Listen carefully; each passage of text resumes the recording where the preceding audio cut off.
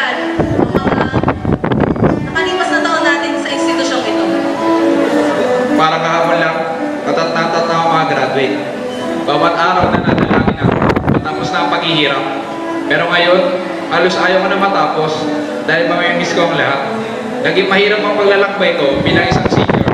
Madaming pagsubok at problema, pero kinaya ko ito dahil gusto kong masukayat ang lahat ng mabubuting bagay na binigay sa akin ng mga magulang ko. Yung mga problema ang iniyakan ko na lang dahil sa sobrang hirap. Pero tigdinan ko na lang sa tawa. Pakiramdam ko, di sila umalis.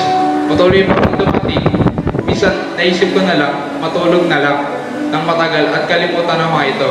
Pero wala naman itong magagawa, di ba? Kaya tumayo ako at patuloy ang paglalakbay, alang-alang sa ikabubuti ko, ng magulang ko at mga tao sa paligid ko. Mga dahilan ng problemang ito, ang ating guro.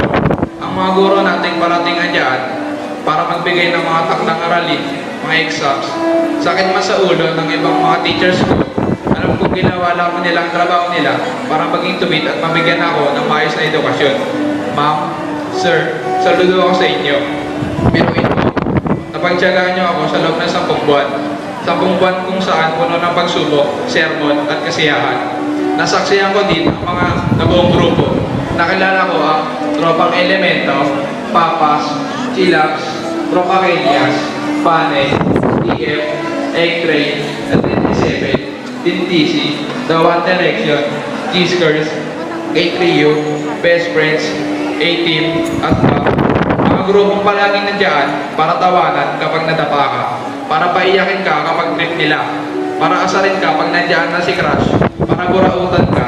Pero ang mga taong ito, sila ang binigay ni Lord para umalili sa mga magulang at guro ko pag nalulunod na ako sa problema. Sila ang tumayong pamilya ko sa loob ng institusyong ito. Salamat sa Diyos sa pagbibigay ng sapat na lakas at talino para malampasan ko ang lahat ng pagsubok sa buhay. Salamat Lord dahil hindi niyo ako pinabayaan, hinayaan mo kung marating ang araw na ito.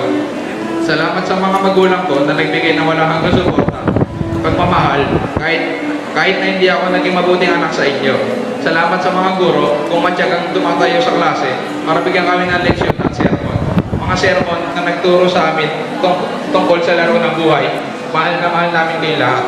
Ilang oras na lamang nalalabi at lilisan na tayo sa institusyong ito. Tara seniors, tayo na ang harapin ng panupagyunto na ating buhay.